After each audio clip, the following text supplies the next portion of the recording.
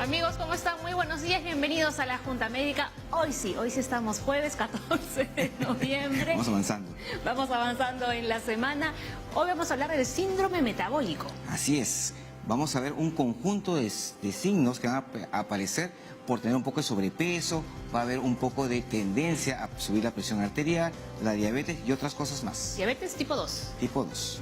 Muy bien, así que todo lo que usted quiera saber sobre el síndrome metabólico se lo vamos a contar aquí, por supuesto, en la Junta Médica. Arrancamos.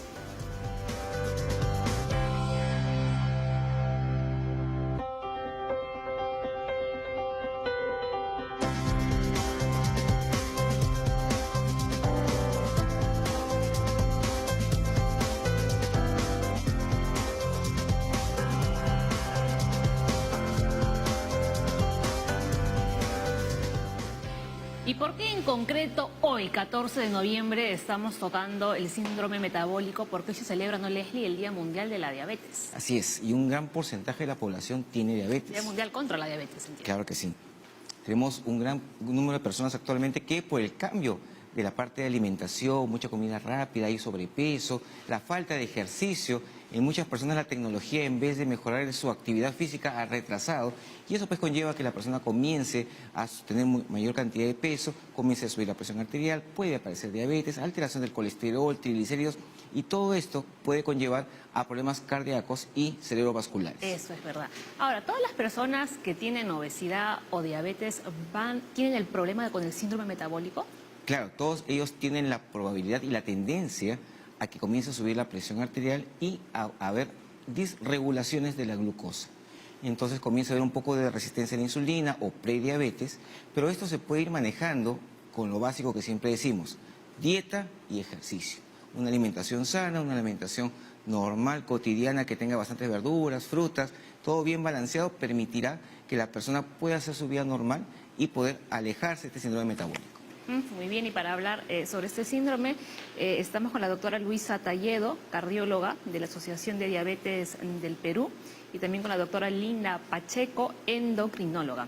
Vamos a ir rápidamente con los datos. Una persona con síndrome metabólico tiene mucho mayor riesgo de desarrollar diabetes o enfermedades cardíacas. Sí, comienza a haber en estas personas, por el sobrepeso, por la alteración en lo que es el colesterol, triglicéridos, comienza a obstruirse las arterias del corazón, las arterias cerebrales, y puede obviamente cualquier taponcito de sangre, cualquier coagulito puede tapar y te da tendencia a hacer mayor cantidad de infartos, mayor cantidad de ACVs o accidentes cerebrovasculares, y obviamente la alteración en lo que es colesterol, triglicéridos, que te van a inflamar todas las arterias y va también a poder subir la glucosa.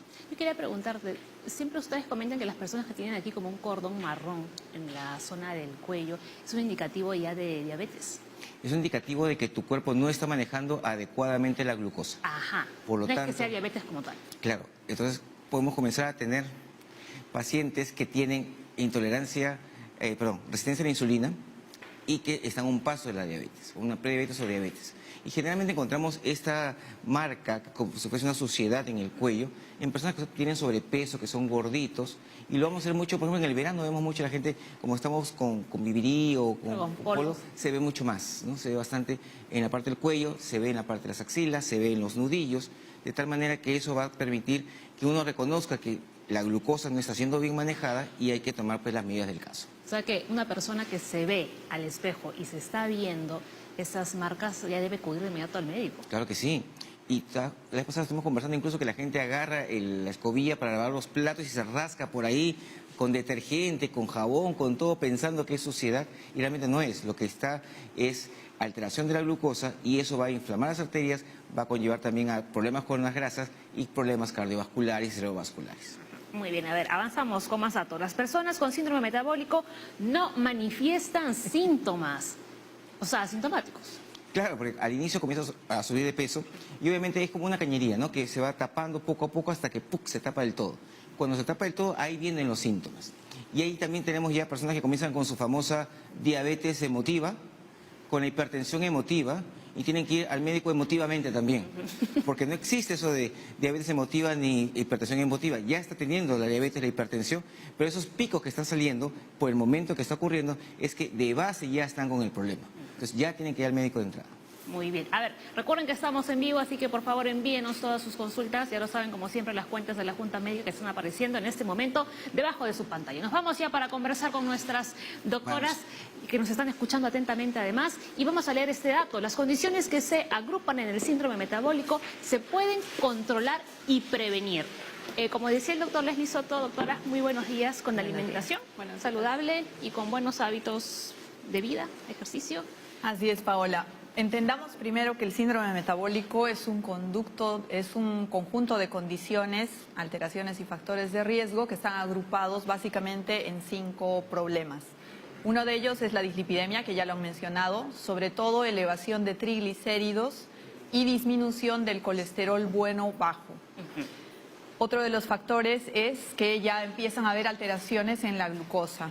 Esto por una mala regulación de la insulina que hace que los niveles de glucosa empiecen a estar un poquito por encima de 100. Entonces, aquellas personas que ya tienen glucosas por encima de 100, menos de 125, alerta, porque esto ya es una alteración en el metabolismo de la glucosa.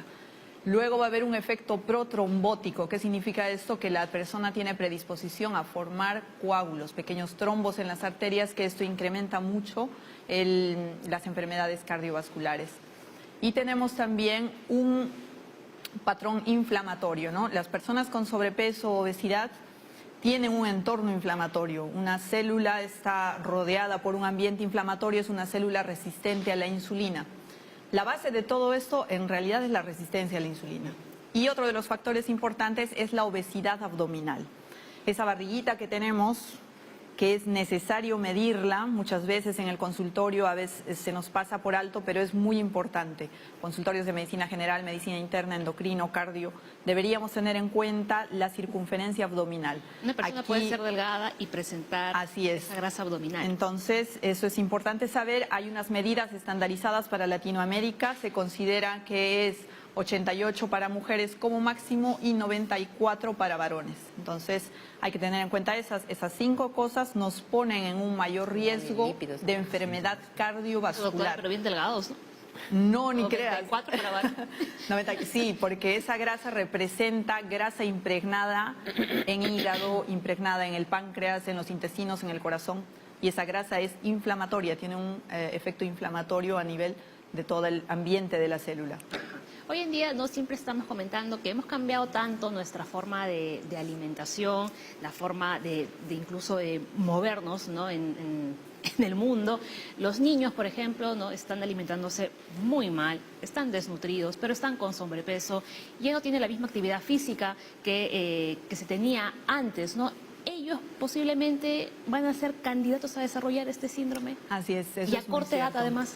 A corta edad cada vez en la consulta vemos niños con sobrepeso, obesidad, con lo que decías, la acantosis nigricans, que es ya un determinante, un signo muy preciso de resistencia a la insulina. Incluso al nacimiento, si son niños que han pesado más de 4 kilos, también tienen mayor riesgo. Si la mamá tuvo diabetes gestacional, ese niño va a tener más riesgo de tener síndrome metabólico. Estamos viendo algunas fotografías de algunos niñitos con sobrepeso, ¿no? Algunos ya con un nivel de sobrepeso severo. Así es, y lamentablemente la mala alimentación y las costumbres que hay en casa, porque generalmente padres con sobrepeso, obesidad, niños con sobrepeso y obesidad. La cadena continúa. Sí, eso se continúa. Y lamentablemente hay unos genes de la obesidad que también se heredan. Entonces hay que pensar también para tener hijos en estar en un peso adecuado. No solo es la madre, ¿no? También se ha probado que el padre va a heredar esta condición genética de obesidad al niño. Entonces, claro que es modificable. O sea, yo puedo nacer con una genética mala, pero la puedo modificar con una alimentación adecuada, equilibrada y ejercicio. Esas 2 cosas son fundamentales. Muy bien, doctora. Bueno, las consecuencias cardiovasculares son múltiples, ¿no? Como mencionaba al comienzo el doctor Soto, no pueden tener síntomas inicialmente las personas que ya sufren de síndrome metabólico. Sin embargo, dentro del organismo, a nivel microvascular de las arterias más pequeñitas del cuerpo, ya hay muchas manifestaciones como disfunción diastólica. En el caso de la relajación del corazón, hay unos signos que se pueden ver cuando uno se hace un chequeo cardiovascular, no tanto en exámenes tan generales como un electrocardiograma, sino en una ecografía. Doppler o una perfusión miocárdica, ya se ven daño a nivel microvascular y eso va a implicar que no se contraiga bien las arterias del corazón, no se contraiga bien el músculo cardíaco y a la larga puede haber una consecuencia fatal en el transcurso de los años y eso no se trata y no se modifica, ¿no? ¿Y en personas de qué edad ya más o menos empezamos a ver problemas cardíacos? Bueno, depende de la edad de inicio de la aparición del síndrome metabólico, ¿no? Generalmente las consecuencias cardiovasculares de una diabetes maltratada o de una diabetes no controlada pueden verse después de 15 a 20 años, ¿no? Inicialmente el daño puede ser ocular, puede ser renal, luego ya se va viendo el daño cardíaco y cerebrovascular, pero el daño microvascular comienza ya con lo que estamos mencionando, con el síndrome metabólico, ¿no? No solamente la condición del peso que ya mencionaron de la presión arterial, sino también de los factores evaluables en un chequeo. Como mencionó la doctora, el colesterol bueno bajo, los triglicéridos elevados, el colesterol elevado. Ahora hay guías europeas incluso que nos hablan de que los niveles del colesterol son mucho más bajos de los que los médicos solemos tratar al paciente y que se ven más beneficios, o sea, evitar muertes si tratamos de que el paciente alcance esos niveles objetivos. Claro. Sí, algo que veíamos antes era pues personas que se podían infartar a los 55, después a los 50, pues a los 45, y ahora yo he visto pacientes de 35 infartados, gorditos, porque tienen una pésima dieta, van al supermercado los días sábados y domingos, se comen su gaseosa de 3 litros de bebida gaseosa, montones de snacks para la casa. Y una de las cosas que la gente no se da cuenta, como tú mencionabas de la barriguita, es que muchos hombres pensamos que tenemos barriga chelera, porque se toma mucha cerveza en Perú, pero es un acúmulo de triglicéridos y grasa realmente. Así es. Entonces, a tener en cuenta ese perímetro abdominal, refleja ya una resistencia a la insulina, un síndrome metabólico. Claro que no es el único factor, tiene que ir varios. aunado, ¿no? Para hacer el diagnóstico de síndrome metabólico necesitamos que cumplan por lo menos 3 de estas condiciones. Pero si ya cumples uno de ellos, también tienes algo de riesgo de desarrollar enfermedades cardiovasculares. Porque piensa que no, que, o sea, la barriguita está grande Normal. porque está inflamado, porque como tomamos una cerveza no hay mucha dureza y se distiende. Probablemente lo que tiene es grasa acumulada. Claro, eso es grasa visceral, una de las más peligrosas. Tener grasa debajo de la piel es una cosa totalmente diferente a tener grasa impregnada en los órganos. Claro. Entonces, esa grasa impregnada en los órganos es la que causa la inflamación. Y eso es lo que produce al final el síndrome metabólico. Lo cierto es que el peruano, creo, por genética tiende a acumular bastante grasa en esta zona, tanto hombres como mujeres, pero no todos hacen síndrome metabólico. Claro, no todos lo hacen, pero ya es un factor de riesgo. Porque hablamos de importante. grasa visceral, como dices. Claro, es grasa visceral la Ajá. que interesa. Ok, muy bien. A ver, vamos a avanzar con más datos. Es más probable que aparezca síndrome metabólico en las personas con exceso de grasa en el abdomen, como comentaban las doctoras, que es una forma de manzana, ¿no? Que en quienes almacenan la grasa en las caderas, que tienen forma de pera. ¿Están de acuerdo? Sí, porque esta grasa visceral en forma de manzana o androide que decimos nosotros, bueno, es más en varones, pero también se da en mujeres. Entonces, esa grasa acumulada en la barriguita es más peligrosa que si yo tengo grasa en las caderas, que es más de mujeres, ¿no? Pero también hay mujeres que pueden tener, como se ve en el gráfico, grasa abdominal. Entonces, esa obesidad abdominal es la que da el mayor factor de riesgo para desarrollar este síndrome.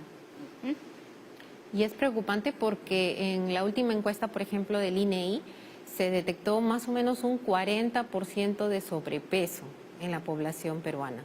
Entonces, solo una encuesta sencilla de casa por casa identifica eso. Imagina si hiciéramos un estudio más detallado. Ajá. Entonces, lo más probable es que estemos con unas cifras alarmantes, como se mencionó, creo, en las noticias últimamente, de sobrepeso y obesidad, ¿no? El índice de diabetes, creo, actualmente va en el 12% de la población peruana y está incrementando, ¿no? Sí. Claro, la prevalencia de sobrepeso, como bien dice Luisa, es de un 40% y de obesidad 20%. O sea, tenemos 60% de la población que tiene problemas de sobrepeso y de obesidad. Entonces es algo preocupante porque el crecimiento es exponencial, ¿no? Se ha visto en los últimos 20, 30 años un crecimiento exponencial de esto y de la diabetes como consecuencia, y no solo de diabetes, sino otras enfermedades Claro. relacionadas. Aquí el tema es cuántas de estas personas acuden a consulta. Exacto. Claro. Porque la gran mayoría, pues no. Como hasta no que duelen, no le pase claro. algo, hasta que no sienta algo, pues Sí. no me asusto, no me preocupo. Lamentablemente, como no da síntomas, no hay un dolor, no hay algo que yo pueda identificar, son pruebas de laboratorio que se tienen que hacer, son medidas que se tienen que hacer en el consultorio, una toma de presión arterial, peso, talla, circunferencia abdominal para darnos cuenta. Entonces, muchas veces llegan ya en condiciones que con una diabetes muy avanzada o con consecuencias ya de enfermedades cardiovasculares al consultorio, porque ahí recién produce síntomas. ¿Hay que hacer exámenes específicos o si uno acude, por ejemplo, al hospital o a un centro de salud o a la clínica a hacerse un chequeo anual de sus simples, ¿saldría ahí el resultado? Sí, claro, porque no son análisis que sean, no son muy costosos y tampoco son complicados.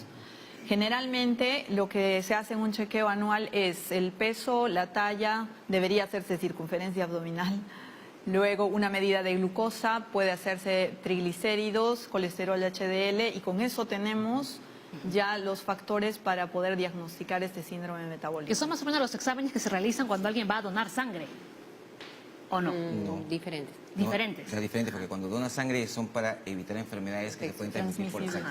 Pero podrían saber si tienen diabetes, por ejemplo. No. No pueden saber Pero eso. cuando van a una consulta sí, ¿no? Hacemos la glucosa, las grasas, le medimos la presión arterial al paciente. Lo que sí no se hace mucho es la medición del perímetro abdominal. Eso sí, Exacto. eso sí es cierto, eso no hacemos mucho. Y una cosa que cambió también es porque en el transcurrir de los años hemos cambiado mucho nuestro estilo de vida.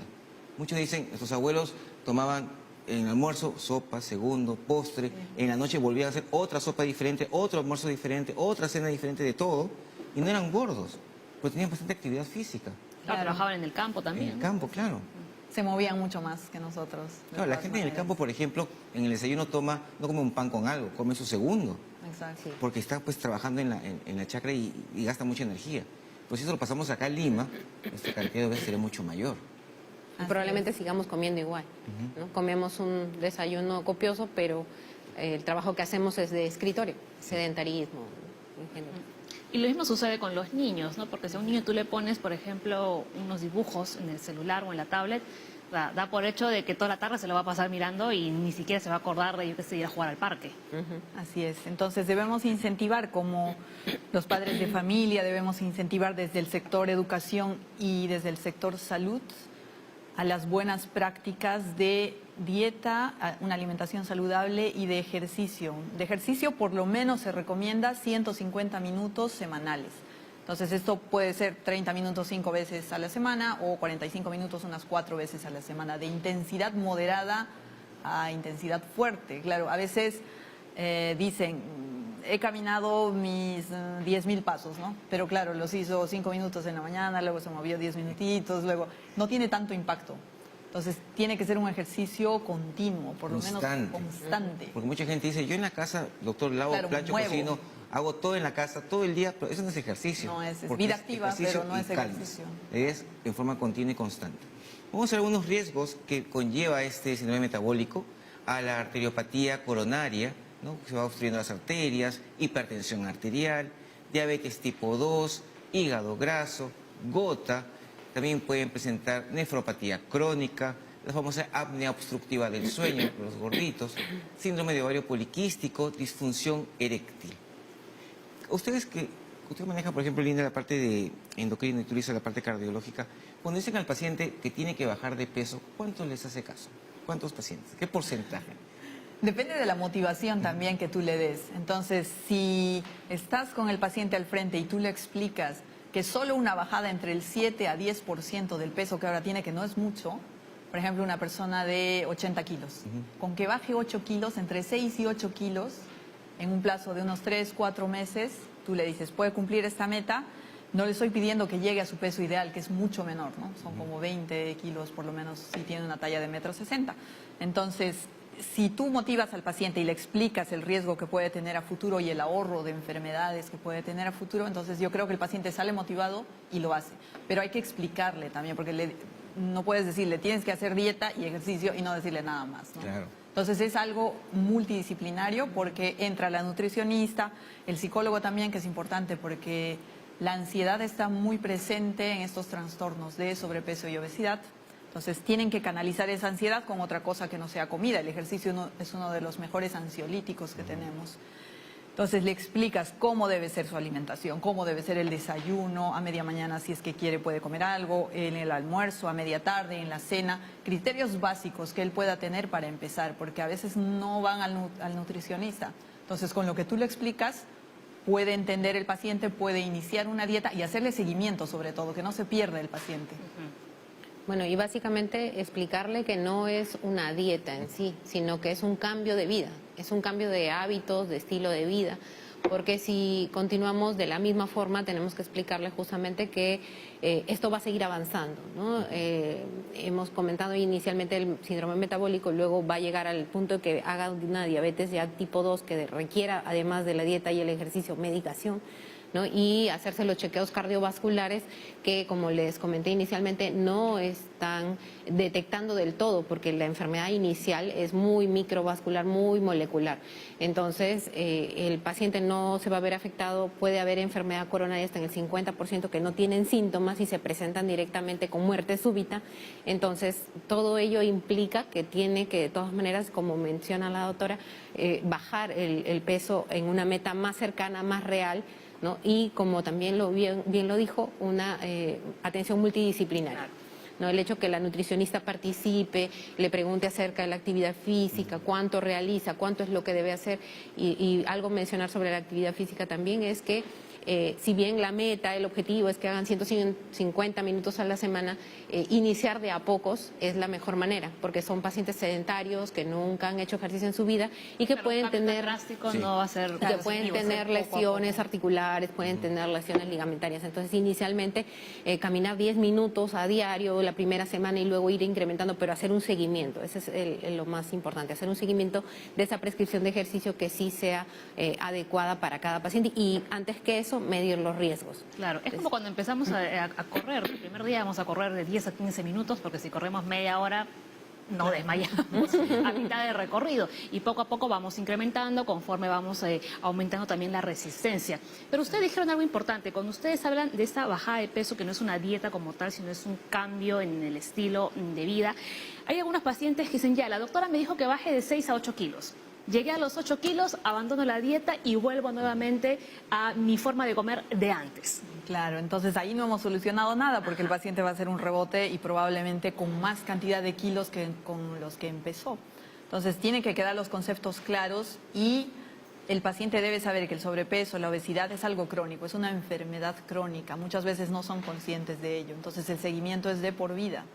Tienen que estar con el nutricionista, con endocrinología, pasar un chequeo con cardiología. Lo bueno de todo esto es que el síndrome metabólico es prevenible y es reversible. Entonces, tú mejoras la alimentación, mejoras en el ejercicio y todos los parámetros, triglicéridos, glucosa, insulina, circunferencia abdominal, peso, todo baja y es reversible. Pero cuando ya a uno lo diagnostican de diabetes, cuando ya sucedió el infarto, ahí ya no puedes hacer nada, no son cosas irreversibles. Entonces, hay que tener en cuenta eso, que si uno va modificando esos factores de riesgo antes de las consecuencias, pues van a tener el mayor beneficio. Es costo-beneficio, siempre va a ser mejor. Muy bien, tenemos una consulta, doctoras. Inés dice, si tengo síndrome metabólico, ¿deberían hacerme pruebas de detección de diabetes? Pausa y regresamos con la respuesta para Inés.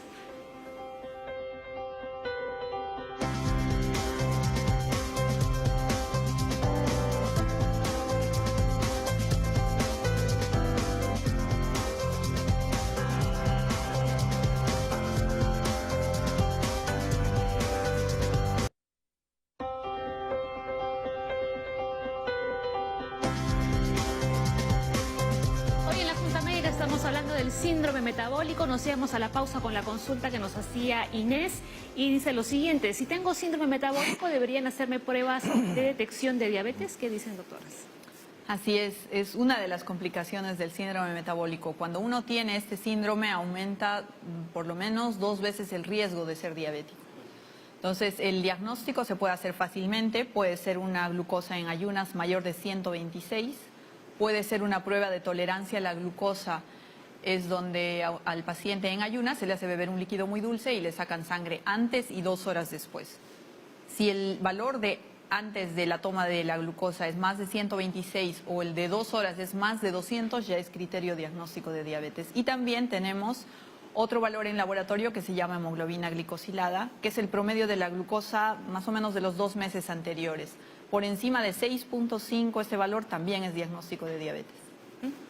¿Tiene alguna validez el test de tolerancia a la insulina? Sí, claro. Normalmente, si somos un poquito más finos y queremos ver y comprobar esa resistencia a la insulina, podríamos hacer un test de tolerancia a la glucosa simultáneamente midiendo insulina. Entonces, los valores de insulina en ayunas, si es más de 12, ya me indica resistencia a la insulina. Puedo completar con la curva a la hora, si es más de 100, o a las 2 horas, si es más de 80, ya hablamos también de resistencia a la insulina, pero a veces no es necesario. Suele ser un análisis un poco costoso y no está al alcance de todos. Pero si yo veo una persona que ya tiene acantosis nígricans, esa mancha oscura en el cuello, si veo que tiene triglicéridos altos, el colesterol bueno bajo, la circunferencia abdominal, yo con solo mirar a esa persona ya puedo decir que tiene resistencia a la insulina, sí, que en realidad es la base fisiopatológica de todo lo que estamos hablando ahora. Sí, porque hay muchos pacientes que le toman la glucosa basal y ya están tranquilos, pero tú ves todo lo... Claro, lo que hay por detrás. La signología y la sintomatología. Yo he visto pacientes con test de tolerancia a la glucosa normales, por el test de tolerancia a la insulina en 500, en 400. Entonces tiene una resistencia bastante marcada. Entonces requiere de todas maneras una evaluación por el médico tratante, que sería su endocrinólogo en este caso. Así es. Muy bien, ahora vamos a repasar el dato número 5 que dice lo siguiente. El diagnóstico del síndrome metabólico ayuda a determinar el riesgo que tiene una persona de desarrollar enfermedades cardíacas, diabetes u otras dolencias. Doctora Luisa, ¿a qué enfermedades cardíacas nos podríamos enfrentar? Lo que hablábamos inicialmente de hipertensión arterial también como uno de los factores diagnósticos de síndrome metabólico. El hecho de tener ya una disfunción endotelial, una alteración microvascular de las pequeñas arterias del cuerpo, una mala función de estas arterias, puede indicar que a la larga podemos hacer un problema coronario.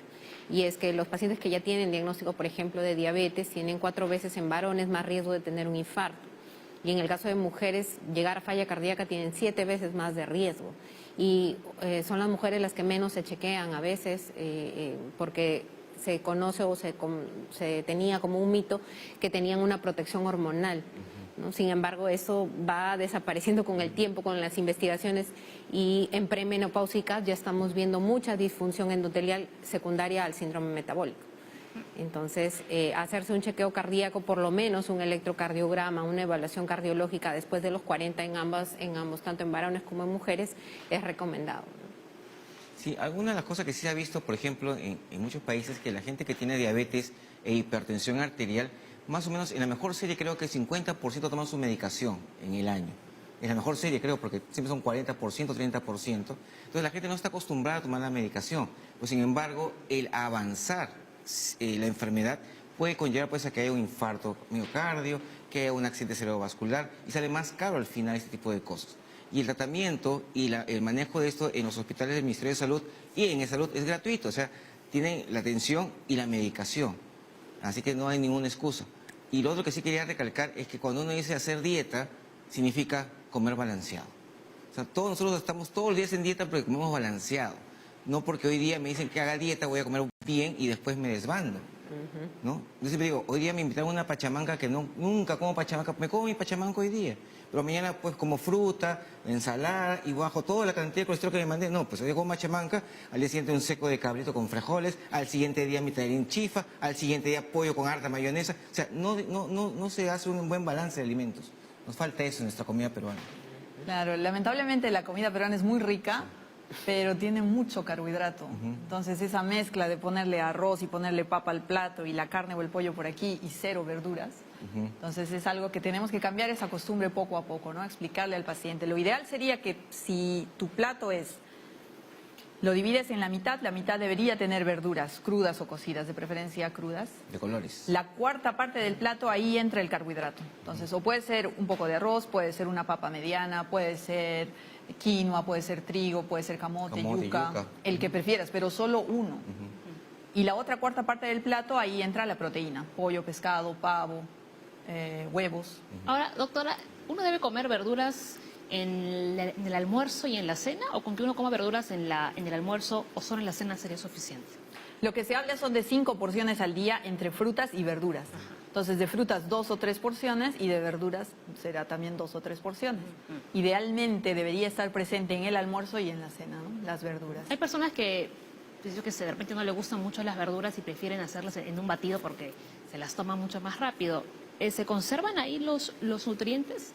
Bueno, si es la forma en la que van a consumirlo y no hay de otra, pues, pero no se conservan los nutrientes. Lo ideal es que esté en su forma natural y esto pasa lo mismo con las frutas y lamentablemente en Perú tenemos la mala costumbre de tomar jugos y aunque sean naturales, estos tienen alto contenido de fructosa. Entonces la fructosa es el azúcar de la fruta y esto eleva rápidamente los niveles de insulina en sangre, hace que el páncreas trabaje más. Entonces es diferente cuando yo mastico una manzana, cuando mastico una naranja, el proceso es diferente, la elevación de la glucosa en sangre es diferente, la elevación de la insulina es más en meseta, no hace un pico. Entonces el páncreas va a trabajar menos y de eso es lo que se trata. Tiene que haber ese proceso de masticación y evitar jugos, ya sean naturales y peor si son los de caja, ¿no? Los de caja ni hablar. Así no. le pongas azúcar o no le pongas azúcar al jugo. Le pongas o no le pongas. Comer la Ya viene. fruta Exacto. picada. Así es. entera. Y un truco que la gente hace y se engaña es que preparan pues la ensalada, la ponen en medio y yo me jalo un tomate y una lechuga. Ya comí verdura. Eso no es comer verdura. Pues. Exacto. Porque la porción es una porción mucho mayor. Claro, 100 medio gramos, por plato. lo menos 200 Claro. gramos de verdura. Se me dice, yo como verdura, doctor, y jalo un tomate, gran verdura. Es que son como que las verduras más amigables, pues, ¿no? La lechuga y el tomate. Pero a ver, cómete una beterraga. A ver, Maritza dice, me indicaron que debía tomar y comer azúcar porque normalmente tengo mucho frío. ¿Esto es cierto o es un mito que el dulce ayuda? A ver, ¿el dulce es 24 enemigo años. o amigo? Bueno, debería comer azúcar. Esto solo en el caso de que fuera una persona con problemas de hipoglicemia, fuera diabética y como consecuencia habría hipoglicemias. De repente usa insulinas, no está bien dosificada la dosis de insulina. En ese caso de rescate podría comer. El azúcar en sí tiene fructosa y sacarosa. Entonces, estos elementos elevan rápidamente la glucosa en la sangre, hacen trabajar más al páncreas. Pero si, por ejemplo, este azúcar está en las frutas o está en los carbohidratos, en las harinas, en el arroz, en la papa, la digestión es mucho más lenta. Pero ¿tiene alguna relación el tener frío depende y comes un poquito la de causa del azúcar y frío. si se pasa? Habría que checar la causa del frío, puede ser una hipotiroidea. Claro, exacto. Claro, son muchas causas.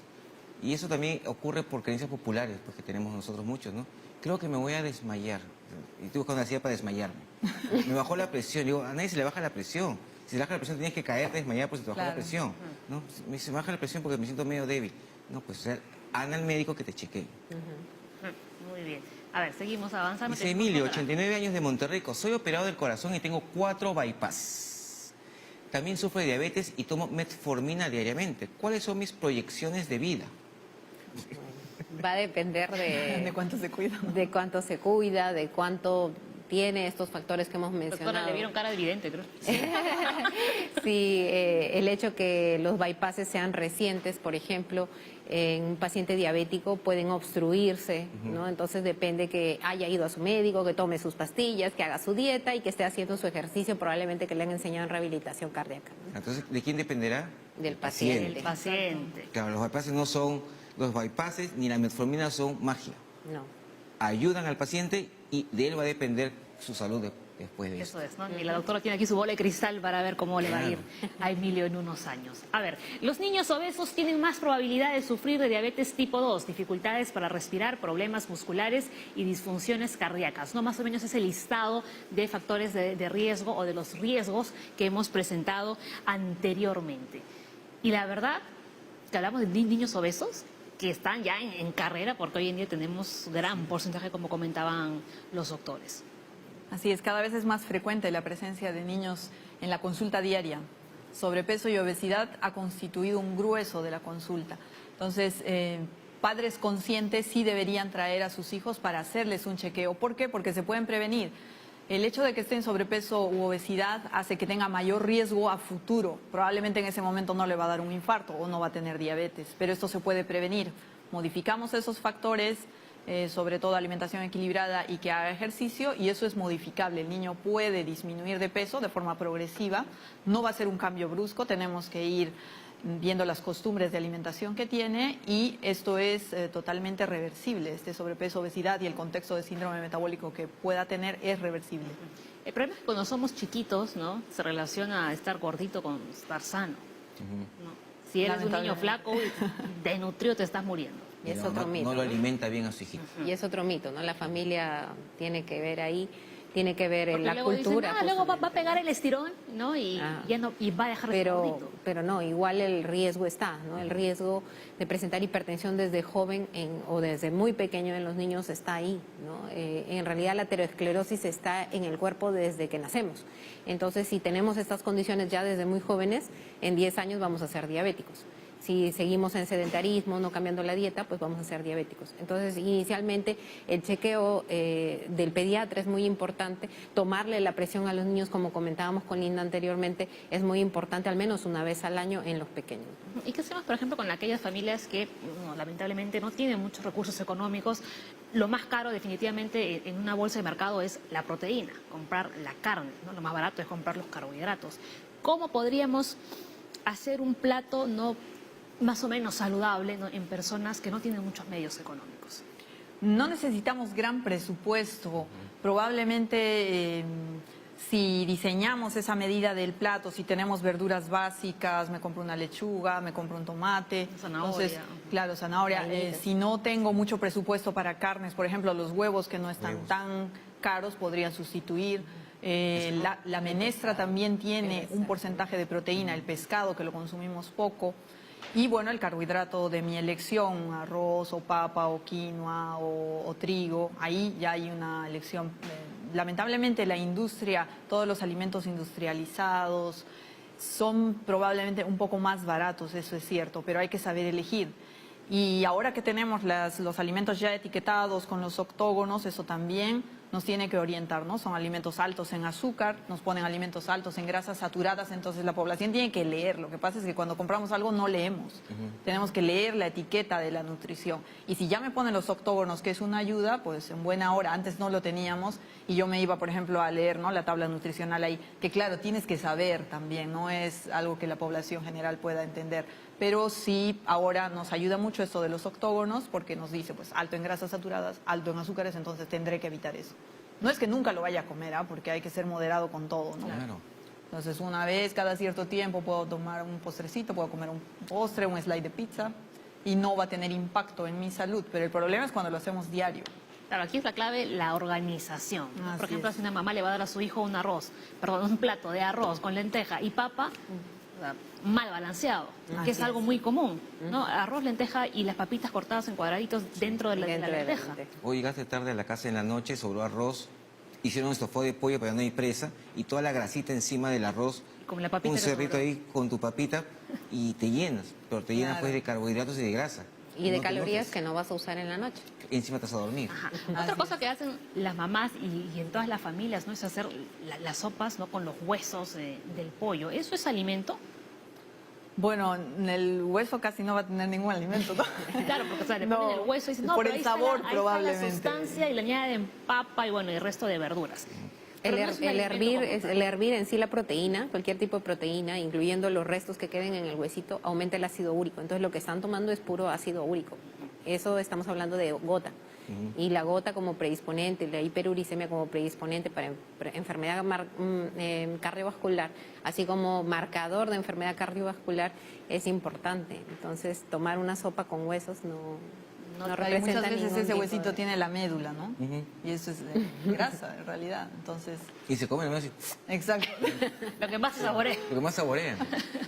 A ver, ¿qué dice Eduardo Leslie? Eduardo dice, soy diabético y tengo mi glucosa en 115. ¿Eso afecta mi metabolismo corporal? Sufro de bradicardia, mucho cansancio y dolor muscular. ¿Estos síntomas corresponden al síndrome metabólico? Es un paciente diabético con una glucosa en ayunas en 115. Claro que no me indica cómo está su control, pero me da cierto indicio. Hablamos de glucosas en ayunas para un paciente diabético bien controlado entre 80 y 120 o 130 más o menos. Luego dice, si eso afecta a mi metabolismo corporal. Claro, la diabetes ya es un contexto de problemas metabólicos, tiene mucho más riesgo de tener enfermedad cardiovascular. Dice, el tema de la bradicardia, cansancio, dolor muscular. Ahí hay que ver, probablemente es pedir hormonas tiroideas, un perfil tiroideo, ¿no? La bradicardia no suele ser muy Síntomas. sintomática. Cansancio, dolor muscular, podríamos descartar ahí problemas de hipotiroidismo. Y habría que ver también cómo está el perfil de lípidos, cómo está sus triglicéridos, el colesterol bueno, ácido úrico, que lo menciona la doctora, que es un indicador importante de síndrome metabólico, O sea, la faltarían presión más datos arterial. para saber Exacto, si se trata o no de un así es. síndrome metabólico. Muy bien, ¿no? Y estamos hablando que esto está muy relacionado con la diabetes, y una diabetes mal controlada nos puede llevar a un problema con los riñones. Así es, nos puede llevar a que lleguemos a falla renal crónica y que el riñón ya no pueda funcionar y vamos a pasar a hacer diálisis. Una diálisis que puede ser una hemodiálisis con la sangre o una diálisis peritoneal. Y vamos a ver ahora en un informe de Aura, ¿no?, en qué consiste la diálisis peritoneal, pero realizada en casa.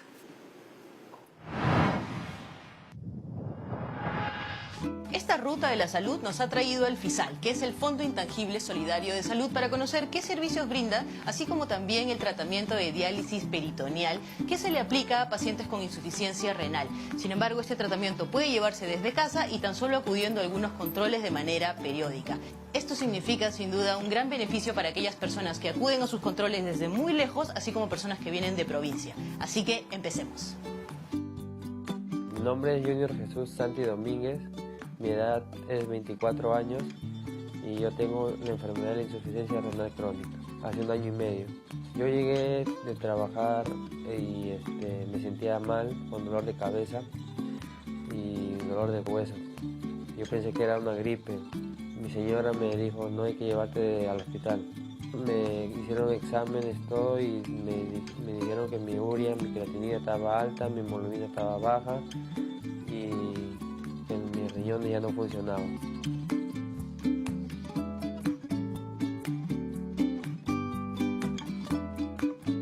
Estamos con la especialista en nefrología, Rosana Chaud, que es representante del FISAL y que nos va a contar de qué se encarga precisamente y qué servicios brinda esta institución. Se encarga de la cobertura y financiamiento de las llamadas enfermedades de alto costo. Las enfermedades de alto costo son la insuficiencia renal crónica, los cánceres más comunes y las enfermedades raras y huérfanas. Esto dirigido a, puntualmente FISAL, a asegurados al SIS, al Seguro Integral de Salud. En relación a este tema, la deficiencia renal, ¿qué servicios ofrecen? Bueno, la insuficiencia renal o enfermedad renal crónica en su 5º estadio, digamos el último estadio del compromiso de los riñones, requiere que el paciente sea sometido a un tratamiento de reemplazo de esa función que los riñones han perdido. Y puede ser básicamente el trasplante renal, que lamentablemente no lo tenemos tan desarrollado, y lo que es diálisis. Diálisis que tiene 2 modalidades, la hemodiálisis y la diálisis peritoneal. Esos 3 tratamientos, el trasplante renal, la hemodiálisis y la diálisis peritoneal, son coberturadas y financiadas por el FISAL.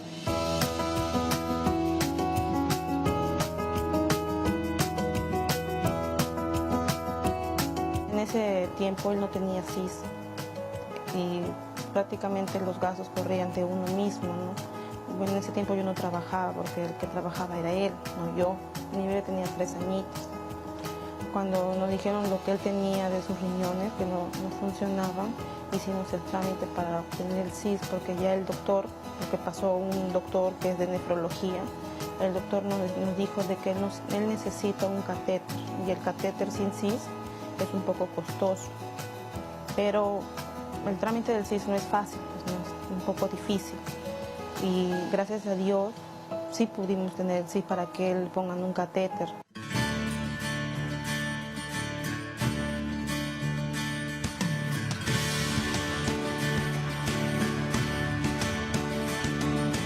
¿Cuál es la diferencia entre la hemodiálisis, que se practica en diferentes instituciones estatales y que es mucho más conocida, versus la diálisis peritoneal? Ambos tratamientos son terapias que van a reemplazar parcialmente, pero digamos lo más importante, la eliminación del exceso de agua y toxinas en el paciente con insuficiencia renal.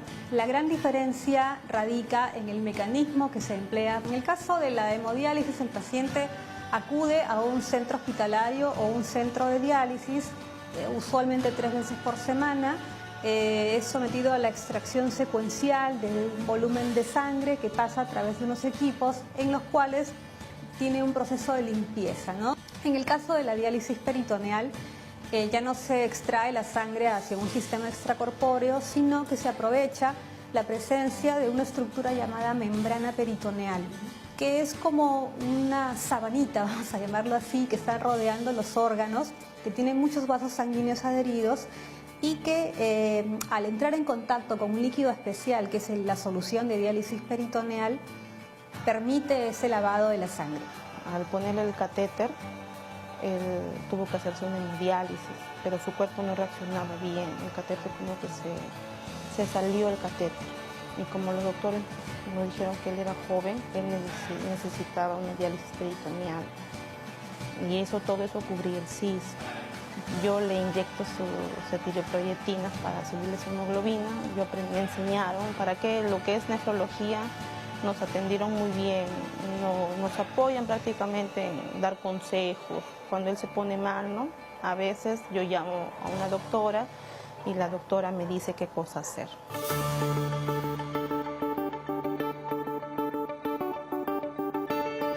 Los tratamientos van a ser en el hospital seguro con supervisión del equipo, pero cuando ya está entrenado el paciente vuelve a casa y hace tratamiento por sí mismo.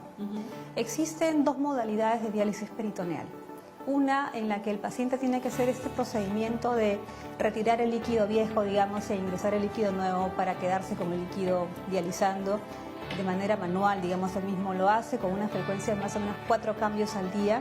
Existe otra modalidad de diálisis peritoneal en la cual el paciente hace esta diálisis pero de noche mientras duerme. El tratamiento se llama diálisis peritoneal automatizada. Los asegurados CIS a través del FISAL tienen acceso a ese tipo de tratamiento.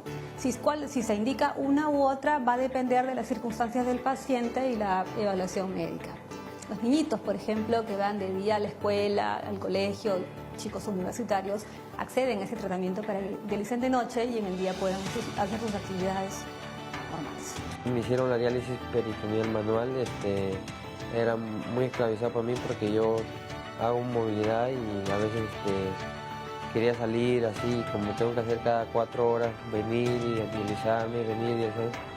Y como que me aburría, a veces no quería hacerme, a veces sí, pero de ahí dije no, si es que no lo hago, los doctores del cardio me decían que no, te puedes enfermar, de esto, me comencé a hinchar y ya pues y de ahí me dijeron no, que mi cuerpo no acepta el manual, acepta la máquina y ahora último me han puesto a máquina y me siento mejor y más libre porque toda la noche estoy conectado 8 horas y después todo el día estoy libre, o sea, puedo salir, trabajar todo el día y me siento libre.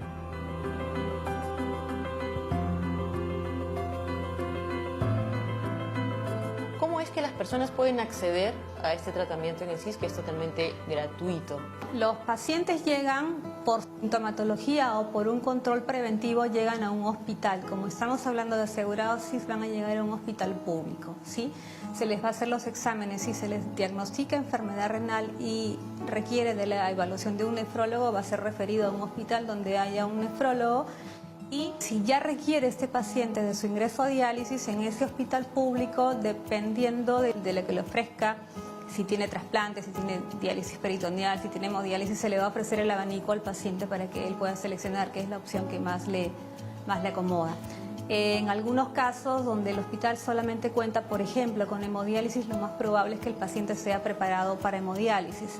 Justamente nosotros ahora estamos intentando impulsar diálisis peritoneal a nivel nacional como alternativa a la hemodiálisis porque pensamos que el paciente debería ser quien elige y no que sea, digamos, que se tenga que acoger a la circunstancia de lo que se le pueda ofrecer. En el país todavía no existen unidades de hemodiálisis en todos los departamentos. Hay algunos departamentos que no lo tienen o si tienen las unidades pueden estar llenas. Entonces es mucho más fácil implementar un servicio de diálisis peritoneal en un hospital que implementar o aumentar o agrandar, digamos, un servicio ya existente de hemodiálisis. Él puede comer de todo, como él ha dicho, pero ya no con la cantidad de sal, ¿no?, que uno come, ¿no? Bajo de sal, poco aderezo, no ajos, no tanta pimienta, comino, ¿no? Frutas puede comer, pero frutas que no tengan tanto potasio como la fresa, el plátano, puede comer lo que es normal. No gaseosas, no puede tomar gaseosas, no puede tomar bebidas alcohólicas y De ahí el resto sí puede, no mucho dulce de repente, ¿no? Por miedo a la diabetes, pero de ahí el resto sí normal puede comer. La enfermedad renal crónica es una patología bastante frecuente. 1 de cada 10 personas tiene algún compromiso en los riñones. Si una persona tiene diabetes o tiene hipertensión arterial o tiene algún familiar que estaba en diálisis, es el grupo que en primer lugar debería acudir a un centro hospitalario para hacer sus controles y hacer la detección de manera oportuna. Y con este llamado a prevención podemos cerrar nuestra ruta de la salud, que esta vez llegó al FISAL para conocer un poco sobre la diálisis peritoneal. Así que muchas gracias, hasta luego.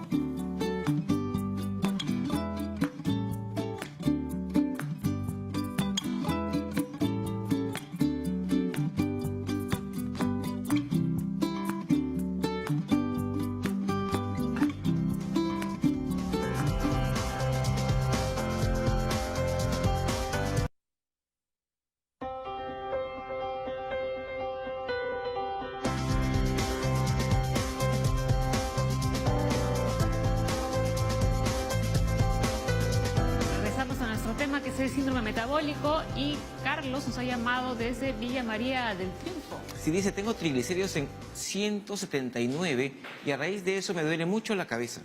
Peso 61 kilos y mido 1,60 m. ¿Cómo debo alimentarme para disminuir los triglicéridos elevados? Bueno, los triglicéridos en general se deben pues al consumo de muchos carbohidratos, que es todo lo que hemos venido hablando esta mañana. Entonces debería evitarlo todo lo que hemos hablado de grasas saturadas, el consumo de azúcares, ¿no? O algún alimento con azúcar refinado, bajar el consumo de fideos, de pizzas, ¿no? De quesos que no sean frescos, light, no debería consumir, entre algunos alimentos que debería evitarse, ¿no? ¿Y esa cantidad de triglicéridos, porque normal es 150, tiene 179, ¿duele la cabeza? No, en general no está relacionado, ¿no? Probablemente el dolor sea por otro motivo que habría que revisar. Y Si es tiene que hipertenso, por ejemplo, ¿no? Tiene que ir a su médico para que vea cuál es la causa de ese dolor de cabeza. Muy bien, ahora vamos con la siguiente Más preguntas. consulta. Hay que separar esto de las doctoras, me voy a juntar un poco más. A ver, Mavi dice, tengo 43 años y una barriga grande que no puedo bajar a pesar que cuido mi alimentación. ¿Qué me recomiendan? Hay personas, ¿no?, que por más de que hacen dieta, o sea, comen menos calorías de las que gastan, van al nutricionista y nada, no pueden bajar esa grasa pesada del abdomen, que a las mujeres más nos molesta. Yo creo que con una buena asesoría nutricional y con ejercicio, porque a veces la gente solo se enfoca en los alimentos y no hace ejercicio. Entonces, el ejercicio es el que empieza a acelerar el metabolismo, a quemar las calorías que uno ingiere. Muchas veces, por poco que comamos, si no gastamos esa energía consumida, pues no va a haber ningún impacto en el peso. Entonces, cuando uno baja de peso, va a bajar todo, ¿no? No solo de una parte, y va a bajar también esa circunferencia abdominal. Habría que medirla también, eso es importante, y buscar ahí otros factores de riesgo de esta paciente, no solo la obesidad abdominal. Ahí la combinación realmente, ¿no? Porque venden, por ejemplo, en la televisión 100.000 máquinas para bajar de peso, pero hay que hacer también dieta acompañado de este ejercicio. Así es. Pero dicen que la alimentación es como un 70% y el Así es. ejercicio es el 30%. Claro, es la combinación de ambos Exacto. ejercicios, ¿no? Porque mucha gente dice, me compré la máquina última, todo el día estoy en la máquina, pero me voy y me como mi pollo a la brasa, mis papas, mi todo, y obviamente no va a bajar ni un gramo. Claro, es ambos, es dieta y ejercicio, no cada uno por su lado. A ver. Elizabeth dice, tengo 53 años, soy diabética y me aplico insulina. También sufro de hipertensión e hipotiroidismo. Sin embargo, desde hace 2 semanas me empezó a doler la cabeza y tuve palpitaciones rápidas. ¿Estos pueden ser síntomas del síndrome metabólico? ¿Qué me recomiendan? Bueno, cuando habla de palpitaciones, tiene también muchas causas, ¿no? Para comenzar debería hacer un chequeo para ver que no sea un problema mayor cardíaco. Sin embargo, el hecho de sentir acelerado los latidos se relaciona mucho con disfunción autonómica. El hecho de ser hipertenso y de tener diabetes sobre todo, hace que las hormonas del cuerpo se desordenen de alguna forma. Entonces, para mínima actividad que uno realiza, se acelera más el corazón de lo que debería. Eso es parte de una disfunción autonómica, se llama, pero igual la única solución o la más rápida solución es hacer ejercicio. comenzar a hacer actividad física y bajar la resistencia a la insulina, pero habría que hacer un chequeo general para ver cuál es la causa exacta, ¿no? Pero tampoco correr 2 horas ni ir al gimnasio. No, todo en exceso es perjudicial. Luego hay que descartar en esta paciente es hipotiroidea, entonces el exceso de hormona tiroidea, si no estoy bien dosificada con mi levotiroxina, entonces probablemente me estoy produciendo palpitaciones, ¿no? Un chequeo también de una función tiroidea para ver si está bien la dosis o no. Es más producto de eso que un síndrome metabólico. Claro, o sea, el síndrome metabólico probablemente ya se dio, ¿no? Esta paciente Sí, ya la tiene las fase inicial, consecuencias, claro. ya tiene la diabetes, bueno, tiene la hipertensión, ya tiene todas las consecuencias. Tuvo un síndrome metabólico que ocasionó todo esto. Muy bien. A ver, Ani, me hice un examen de tolerancia a la insulina y me salió elevado. ¿Qué debo hacer para controlar mi insulina? Lo que estamos hablando, lo mejor es disminución de peso, disminución de circunferencia abdominal y eso lo vas a lograr pues, con una alimentación equilibrada y con ejercicio. Felizmente esto es reversible, todavía nos habla que es intolerante, nos dice la tolerancia a la insulina me salió elevada, ¿no? O sea, no habla de cómo le salió la glucosa. Entonces, si todavía no es diabético, esto es reversible, entonces podría cambiar y podría disminuir el riesgo a futuro de enfermedades cardiovasculares. ¿Y esta paciente se beneficiaría si le damos metformina por algún tiempo? La metformina en realidad no va a resolver el problema.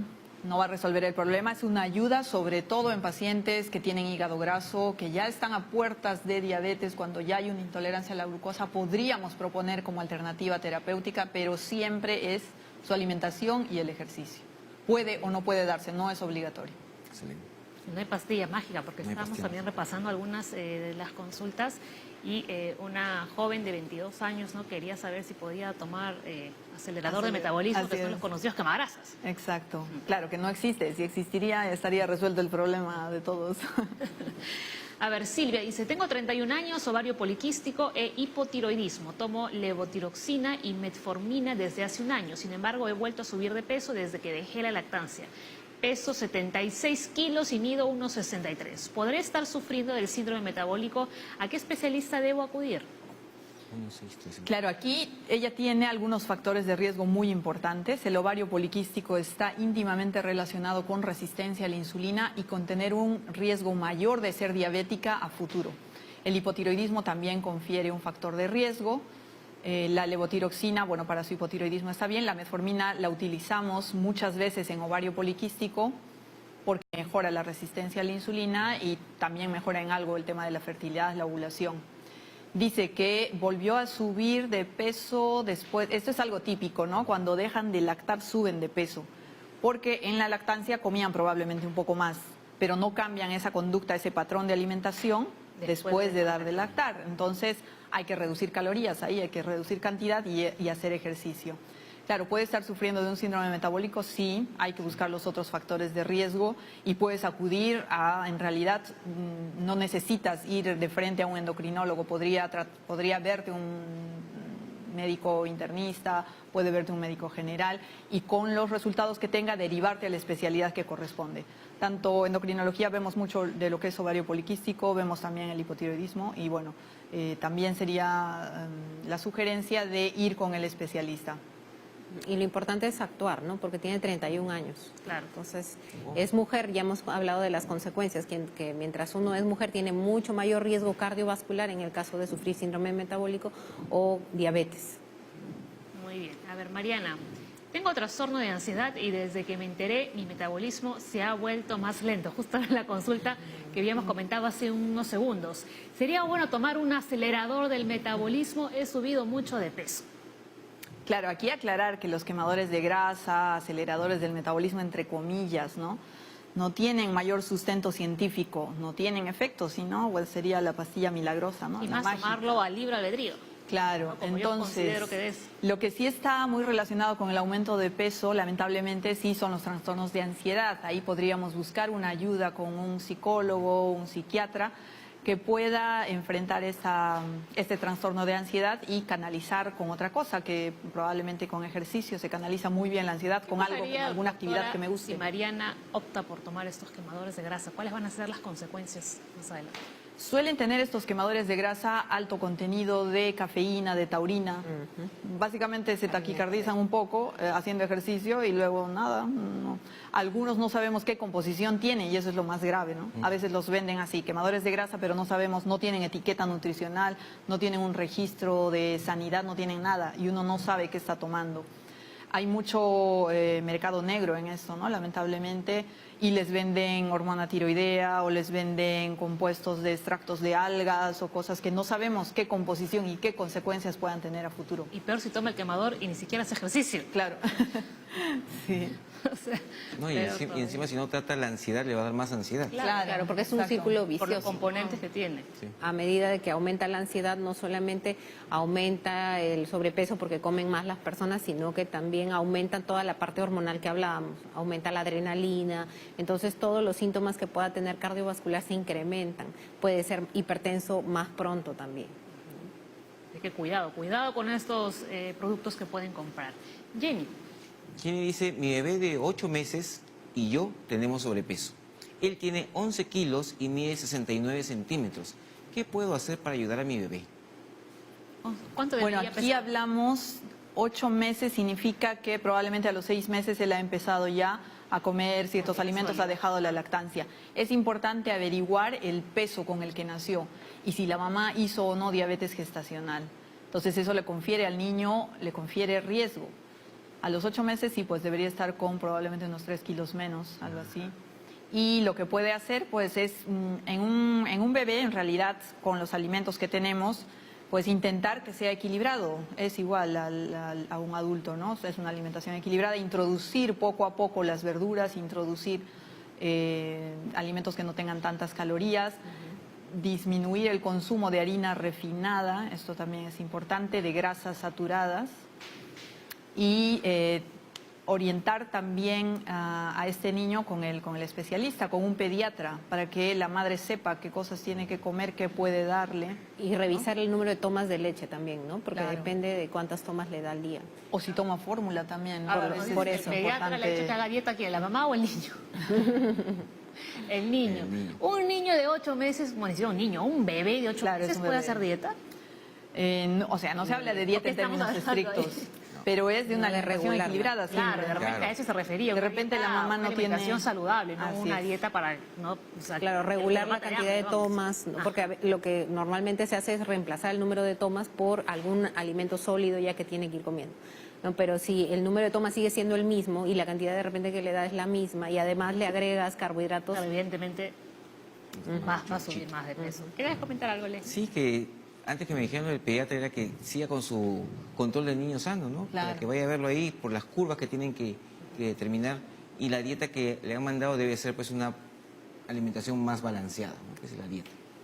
Roxana tiene 63 años de independencia, dice, ¿cómo se puede bajar el vientre abultado? No tengo nada. ¿Esto es de familia?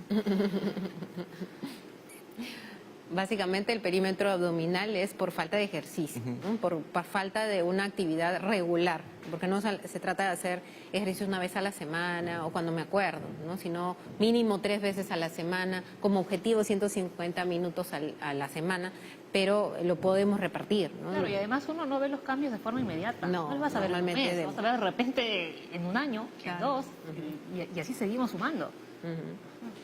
Pues mucha gente que dice, bueno, el sábado me voy a jugar mi partido, mi pichanga, fulbito, después fulbazo, y ahí se fue todo el ejercicio. No, y es peligroso Claro. incluso, porque si no hay un acondicionamiento durante la semana para esa actividad física intensa de fin de semana, ha habido casos muchas veces de que les dé un paro cardíaco, un infarto, en medio del partido, ¿no? Bueno, no hay acondicionamiento, porque claro, es como si hiciera una prueba de esfuerzo en ese momento, me corro golpe. 2 horas. Es hacer un esfuerzo máximo Exacto. teniendo una placa de grasa ya dentro de las arterias y con el estrés máximo se rompe la placa y se infarta. Exacto.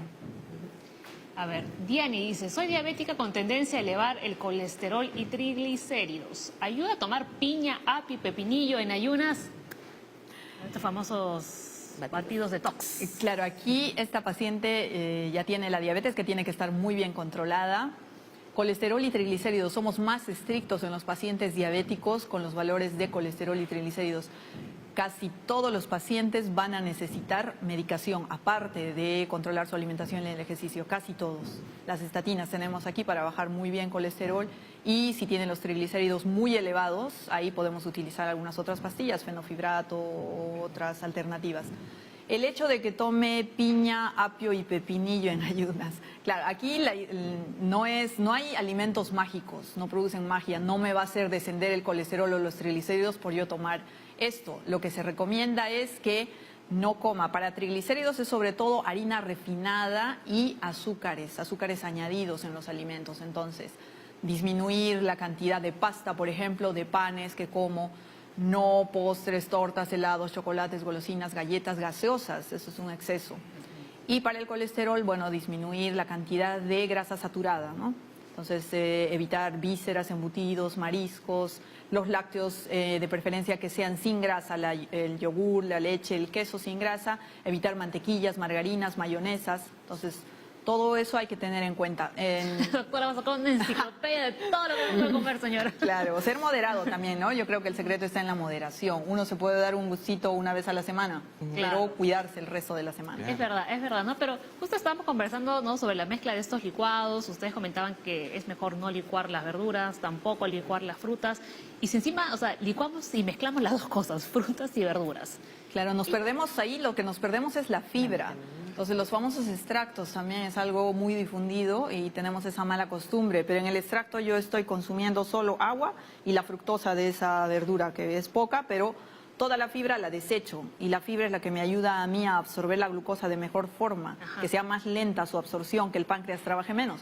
Entonces, jugos y extractos, a todos mis pacientes les digo, prohibido. O sea, doctora, que el extracto de zanahoria... Tampoco es mejor comerse la zanahoria, comerse la zanahoria. Y a ver, este mensaje va para ti que me hiciste tomar extracto de zanahoria tantos años así. Zanahoria, beterraga y jugo de naranja. Y así, Sí, pues. tuve una miopía terrible, así que no me ayudó en nada encima ese extracto. Muy bien, a ver, Liz dice, las personas con trabajos que alteran su frecuencia cardíaca son más propensos o propensas a padecer de síndrome metabólico. No, su ritmo circadiano es la pregunta. El ritmo circadiano. Sí, el ritmo circadiano se refiere a la alteración del patrón del sueño, ¿no? Hay trabajos que implican estar despiertos en la noche y durmiendo en la mañana. Entonces, en este caso, todo el patrón hormonal, la adrenalina, la noradrenalina, que son las, digamos, sustancias del cuerpo que nos ayudan a estar alertas y despiertos, en vez de estar apagadas en la noche, están prendidas. Al estar prendidas en la noche, aumenta la presión arterial, aumenta la frecuencia cardíaca y, por lo tanto, hay mayor riesgo de tener cualquier... no solamente síndrome metabólico, sino hipertensión arterial, cualquier patología cardiovascular. Porque invierten el patrón del sueño. Todo eso es. Ajá. Muy bien, a ver, vamos con la siguiente pregunta. Lourdes. Lourdes, tengo 50 años, mido 1,69 m y peso 87 kilos. Me ha salido una mancha oscura en el cuello. ¿Podría ser diabetes? ¿El jugo de caña es malo para la diabetes? Seguimos con los jugos. Vamos a ver, empezando por el peso y la talla de la paciente, haciendo un cálculo rápido de índice de masa corporal, está ella con 30 más o menos, eso ya es obesidad. Esto lo pone en riesgo no solo de diabetes, de muchas enfermedades. El hecho de que tenga la acantosis nigricans en el cuello implica, nos habla de resistencia a la insulina. Entonces sí hay que hacer un descarte de diabetes en esta paciente. Y bueno, el jugo de caña, eso ya lo hemos dicho también, debería evitarlo. Es mejor masticar esa caña, ¿no? Pero un pedacito, porque tú se come Claro, la el bolsa. pedacito, exacto. La bolsa se come toda la bolsa. Claro, hay que ser moderado ahí. O sea, te puedes comer un pedacito perfecto, no hay ningún problema. A ver, más consultas. Vamos con la siguiente. Vamos. Heidi dice, ¿es cierto que los chocolates con un alto porcentaje de cacao son buenos? Sí, eso es cierto, es cierto. Mientras más concentración de cacao tenga un chocolate es mucho mejor. Probablemente no va a tener suero de leche o los aditivos que le suelen poner a los chocolates no tienen tanto contenido de azúcar y es una grasa vegetal que es muy buena. Y son buenazos. Cacao. Pero Y son más amargos aprovechando, también, pues, ¿no? son más amargos, sí. No son tan amarguitos, dulces. Tenemos son que, buenazos. tenemos que aprovechar que en Perú producimos un chocolate espectacular, Claro, uno de los son mejores buenos. a nivel mundial. Claro que sí. No, y el cacao tiene beneficios no solamente en digamos, mejorar el colesterol bueno, ¿no? No solamente sube el HDL por la grasa vegetal que contiene, sino que tiene efecto antioxidante. Hay muchos estudios cardiovasculares que hablan de reducción de mortalidad, incluso por consumos continuos, ¿no? O frecuentes, ¿no? Si uno, por ejemplo, tiene una alimentación saludable, ¿se podría comer un cuadradito de chocolate Sí, claro. con buen porcentaje, no Así es, al día? como un snack, sí, Ajá, al día sí, estaría podría ser. bien. O Así sea, ahí es. no estaría, Un cuadradito, Sí, no un cuadradito. toda la tableta. Claro, un cuadradito he dicho. Hay que ver el tamaño del Miren, cuadrado. Pasa que todo el chocolate parece un cuadradito, Un dice. cuadradito, no como la tableta. A ver, Lisette, ¿tiene relación el síndrome metabólico con la tiroiditis de Hashimoto u otras enfermedades autoinmunes? Con enfermedades autoinmunes, bueno, tenemos varias, de la tiroides son las clásicas, el hiper o el hipotiroidismo, luego hablamos de otras enfermedades autoinmunes, pero no, aquí no hay una relación directa, ¿no?, con el síndrome metabólico. Hablamos más de alteraciones que pueden ser adquiridas en el transcurso de la vida. Las autoinmunes, nosotros nacemos con esa predisposición Exacto. para hacer esas enfermedades y no tenemos de otra, pero el síndrome metabólico sí lo puedes tú prevenir. Aquí se hablamos Y es de algo reversible. netamente prevenible, Exacto. irreversible. Muy bien, a ver. Más preguntas. Karen. Karen, tengo 25 años y soy gestante de 34 semanas. Me diagnosticaron hipotiroidismo hace un año. ¿Tendré alguna complicación o mi bebé?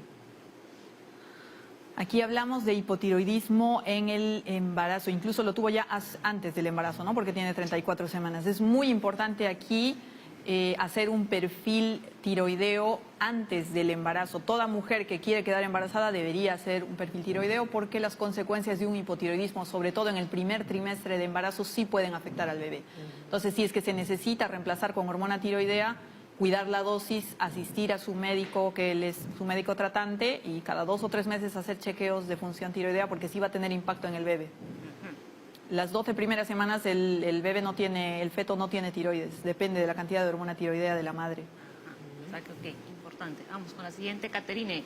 Tengo 49 años, soy hipertensa, diabética y además tengo neuropatía diabética. Me pongo insulina 3 veces al día, pero a veces mi organismo lo rechaza y sigo elevada de peso. ¿Qué me aconsejan? Bueno, en ese caso hay que aumentar de todas maneras la actividad física. La actividad física va a ayudar tanto a la hipertensión como a la diabetes. Va a bajar los niveles de colesterol, triglicéridos, los de glucosa, va a mejorar la respuesta a la medicación, ¿no? A veces la neuropatía diabética impide, baja la capacidad funcional, o sea, la capacidad de hacer ejercicio. Entonces lo que se recomienda son ejercicios de bajo impacto, ¿no? Caminar, por ejemplo, es un ejercicio de muy bajo impacto. Hacer bicicleta también es un ejercicio sin resistencia de bajo impacto. Nadar. ¿No? Nadar le puede ayudar mucho no solamente a la diabetes, hipertensión, sino a la parte articular, ¿no? Y al tener de repente baja capacidad funcional le va a mejorar mucho más el caso de hacer natación. Entonces ello podría incluso hacer que la persona no necesite insulina y pueda migrar a otra medicación vía oral que sea más tolerable para el organismo, ¿no? Aquí también hay un mito que es frecuente en la población y piensan que la insulina va a producirle más problemas que otra cosa. Es uno de los mejores medicamentos que tenemos para diabetes.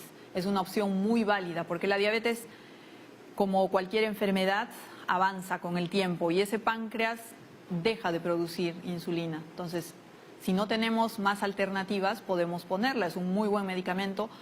Es raro que alguien rechace la insulina, o sea, que sea alérgica a la insulina es súper raro. Entonces es muy bien tolerada la insulina, la dosificación debe estar supervisada por su médico y hay diferentes esquemas, ¿no?, de insulinización en los pacientes con diabetes. Se puede combinar insulina con antidiabéticos orales, se puede poner una sola dosis, se puede poner 3 dosis, depende de cada paciente. El tratamiento debe ser individualizado. Esto es fundamental. Catara, tengo 36 años y soy diabética. Hace 10 me diagnosticaron ovario poliquístico, se me cae el cabello y dejé la metformina porque me daba náuseas. ¿Qué puedo hacer? Antes de que conteste Linda, yo diría que ese ovario poliquístico debe verla su endocrinóloga y si dejó la metformina porque le da náuseas, debió regresar con su endocrinóloga a decirle, me da náuseas, ¿qué puedo tomar? Adelante, por favor. Así es, ovario poliquístico sí predispone a la paciente de tener síndrome metabólico, de tener diabetes en un futuro, afecta ciertamente en algo la fertilidad, pero tiene solución. Dice, se le cae el cabello, claro, porque el ovario poliquístico lo que hace es un desequilibrio entre hormonas femeninas y masculinas. Hay un predominio de hormonas masculinas y esto puede producir acné, puede producir mayor cantidad de vello facial, corporal y también caída de cabello, ¿no? Es una alopecia androgenética que decimos, típica de los varones. La metformina es un medicamento que sí se utiliza en pacientes con ovario poliquístico, sí tiene efectos secundarios a nivel gastrointestinal, pero eso depende mucho de cómo dosifique yo. Entonces tengo que empezar con poca dosis, que la paciente tome unos días, luego puedo ir incrementando la dosis poco a poco y la paciente probablemente no lo va a rechazar. Entonces es muy bajo el índice de intolerancia a la metformina. Pacientes que realmente no lo toleran, pues ahí lo que se hace es otras alternativas, y la base en realidad de ovario poliquístico es estilo de vida, modificar estilo de alimentación. Tiene que hacer alimentación saludable, tiene que hacer ejercicio, mejora mucho. Incluso sin metformina, esos dos factores son importantísimos en ovario poliquístico. Ese es el consejo fundamental. Silvia dice, tengo 40 años y mi resistencia a la insulina salió alta. Al parecer tengo hipotiroidismo. Estoy tomando levotiroxina y metformina. ¿Durante este tratamiento tiene algún riesgo si salgo embarazada? Claro, aquí hay dos situaciones. El hipotiroidismo tiene que estar muy bien controlado para salir embarazada, como en el caso anterior, ¿no? Hacerse un chequeo antes del embarazo, planificar siempre. Y la metformina es un medicamento que ciertamente no está indicado por la FDA en embarazo, pero en algunas situaciones, por ejemplo, de ovario poliquístico, solemos utilizarla. En pacientes que tienen prediabetes también podemos utilizarla, incluso en pacientes con diabetes, aunque el medicamento ahí es la insulina, pero dice, si tiene algún riesgo si salgo embarazada, pues con el tratamiento, en realidad, con que esté supervisado por su médico tratante y que esté en los niveles correctos, no habría problema. Doctora, cardiológicamente hablando, ¿algún riesgo si se embaraza?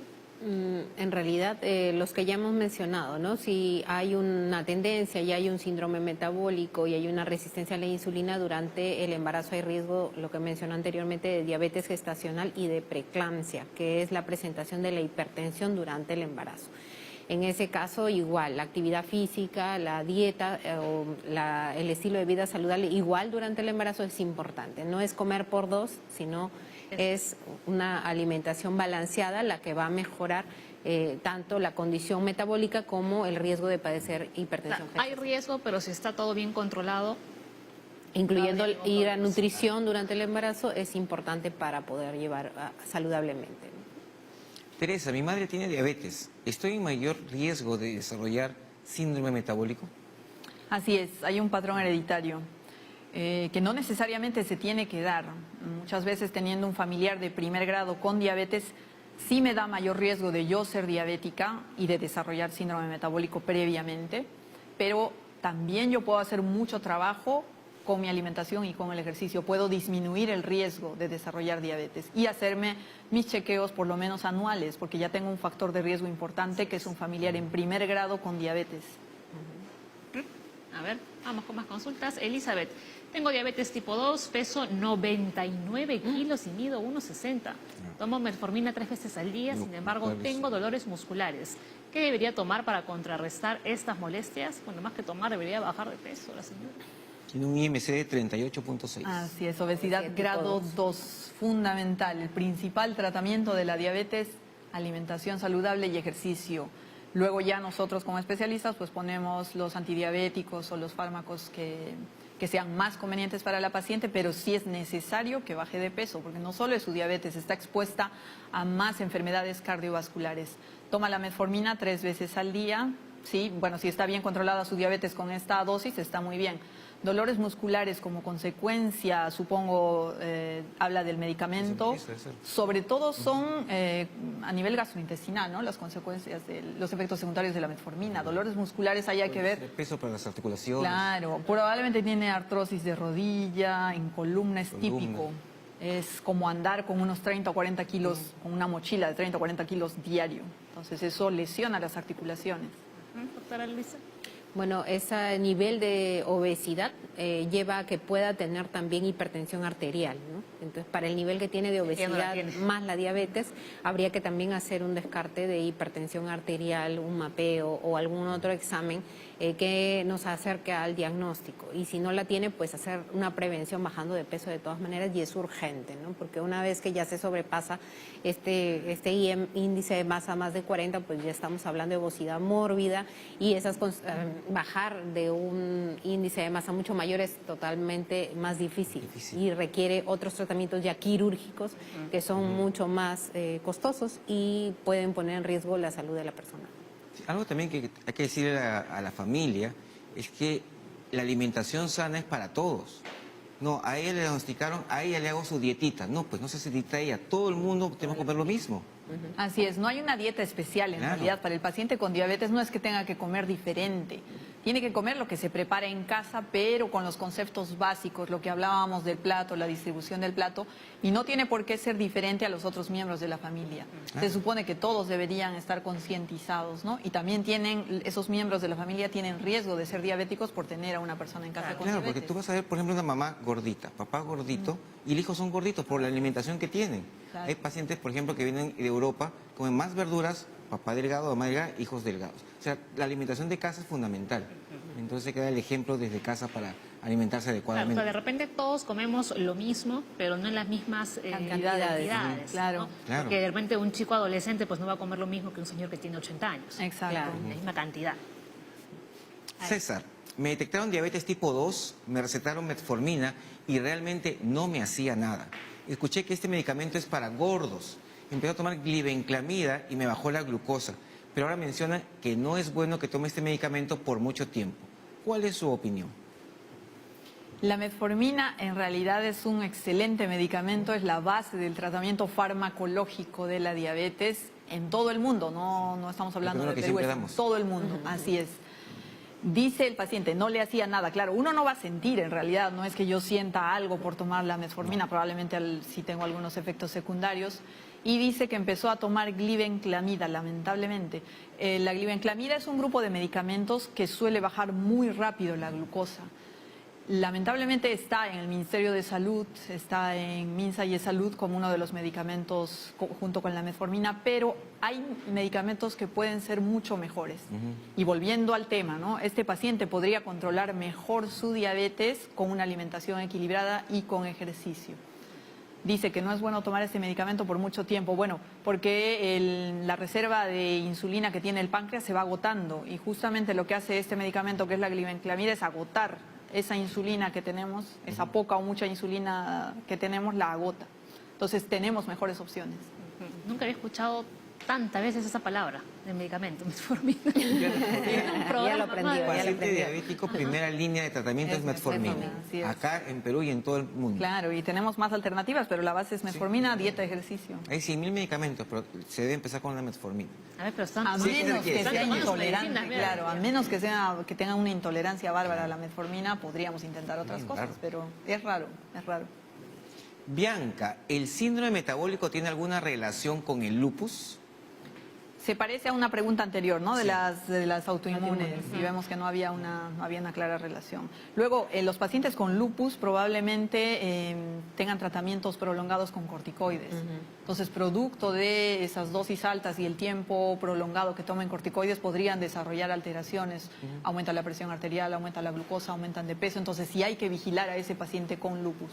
Sí, lo que mencionábamos también sobre el riesgo de problemas cardiovasculares, insuficiencia cardíaca en diabéticos, se repite en algunas enfermedades autoinmunes. Por ejemplo, en el lupus, en la artritis reumatoidea, ¿no? El incremento del riesgo de tener un infarto en el lupus puede llegar a ser 9 veces más. Sí. En el caso de la artritis puede ser 7 veces más.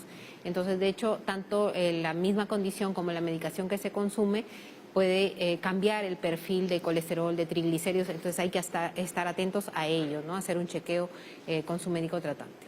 Muy bien. Chloe dice, hice diabetes gestacional. ¿Cuál es la posibilidad que mi niño y yo podamos desarrollar diabetes después del embarazo?